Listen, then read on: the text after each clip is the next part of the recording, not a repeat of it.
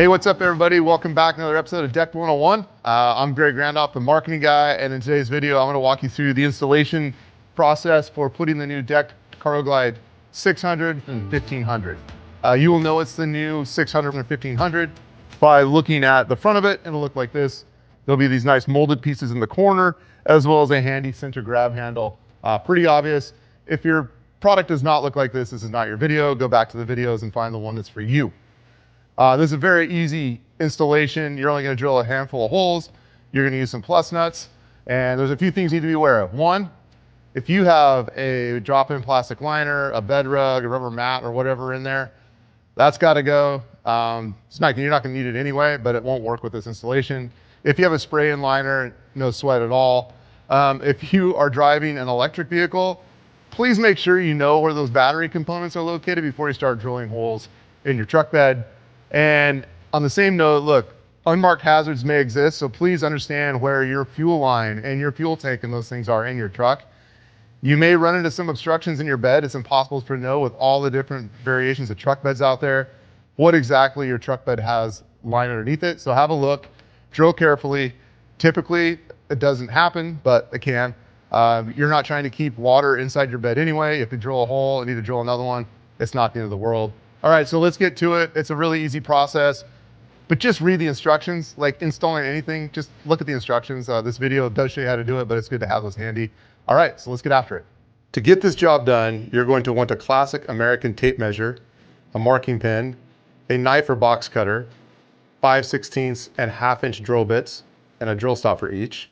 Though a bit of tape around the drill bit can work in a pinch, a 1/2 inch socket and ratchet handle, an adjustable wrench, and the hardware kit. We will be demonstrating this installation with high sides, which aren't included on this model, but are available as an add-on and do need consideration if used for an installation. If you think you might get some in the future, it'll also be a good idea to take that into consideration during this process. Install the cab side high side first. With a slight tilt toward the tailgate, it'll drop right in. Then you'll install each of the corner panels. The T-slot nuts will drop right in parallel with the slot, and then turn into a locked position as you tighten the bolts, but leave them a bit loose for now. Install each of the 4 bolts and nuts to connect them to the cab side panel with the nut on the inside, and you can tighten these fully. Then install the driver and passenger side panels in the same manner as the cab side, with a little bit of a tilt to help them get engaged, and get the holes aligned to connect them with the corner panels. Install these 4 sets of nuts and bolts as well and fully tighten them. You can then insert the T-slot nuts for the molded end caps and attach them to the left and right hand side panels. Once all sections are installed and connected, go ahead and tighten each T-nut slot and bolt and make sure everything's good and secure. The final step is to drill through the outer holes on each of the high sides with an 1/8 inch drill bit and secure them on the outside of each track with the included sheet metal screws. All right, now let's get down to business. Now grab your buddy. Lift together to place the unit into the bed of the truck and push it toward the cab until the tray or high sides are no less than 1/2 inch away from the cab side bulkhead. Then roughly center the unit between the wheels. Close the tailgate to ensure you have proper clearance. If it doesn't fit, cease operations immediately and contact our customer service. If the tailgate closes and you've got that 1/2 inch minimum at the furthest protruding surface of the cab end, check to ensure nothing interferes with location and operation. So next, you want to measure twice and drill once. Super important. Keep your tape measure handy, then go ahead and open the tailgate, disengage the tray latch, and pull the tray until all cross members are exposed, checking for interference along the way. Remember, this thing isn't bolted down yet, so you'll need to support the open tray with your sawhorse or your good friend. Now get your CargoGlide all squared up. We recommend measuring in multiple locations to make sure you don't end up cockeyed. Remember, measure twice, drill once. Now measure side to side from the CargoGlide to the bed wall at the front and back of the unit to confirm it's properly centered. So it's time to get aligned. Locate the slots at each mounting point in the bottom frame.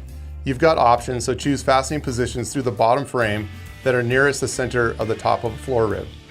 Holes must be placed at least 1/4 inch from any edges of the flat rib surface, and you want them to be symmetrical. Now grab your marker and mark your drilling locations.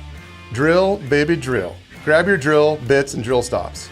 Get the drill stops onto both the 5/16 and 1/2 inch bit and set them to about a 1/2 inch depth. We of course skip this part because we're cowboys and we like to do cowboy stuff. but it's probably a good idea so you don't drill into something that shouldn't be drilled into.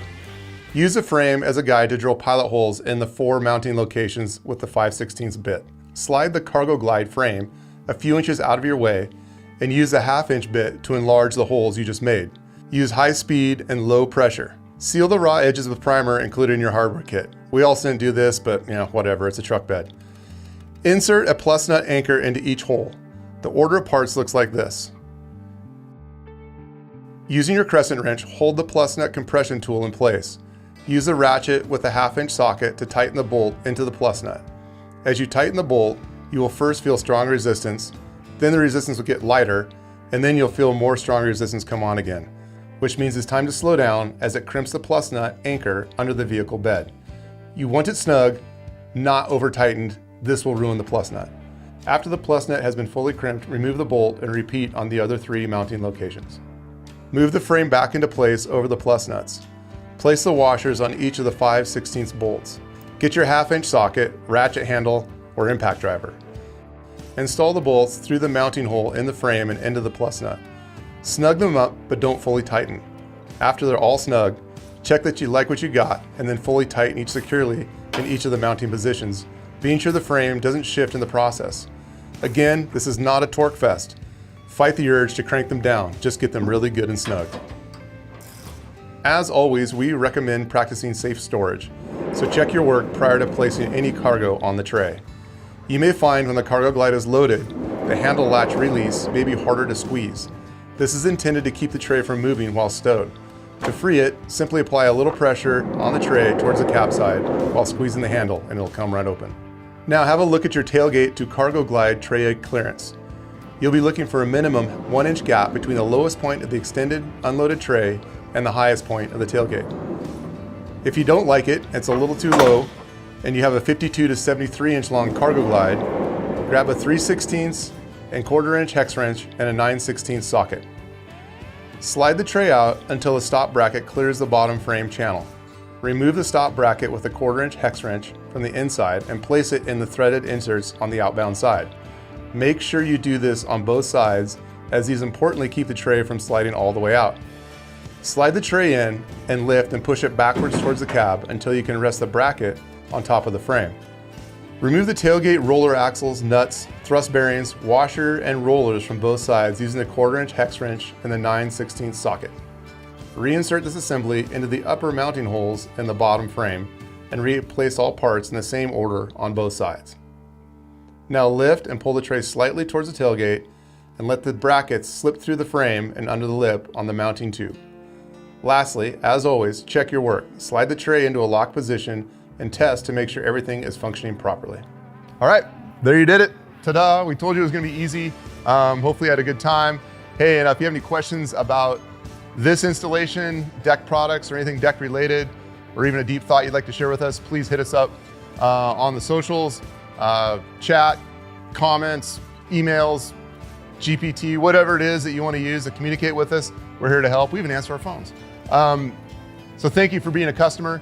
If you're not a customer and you watch this, hopefully that'll push you over the edge. You can see how great this product is and easy it is to install in your truck bed. That's it. So thanks for tuning in to Deck 101, and we'll catch you next time.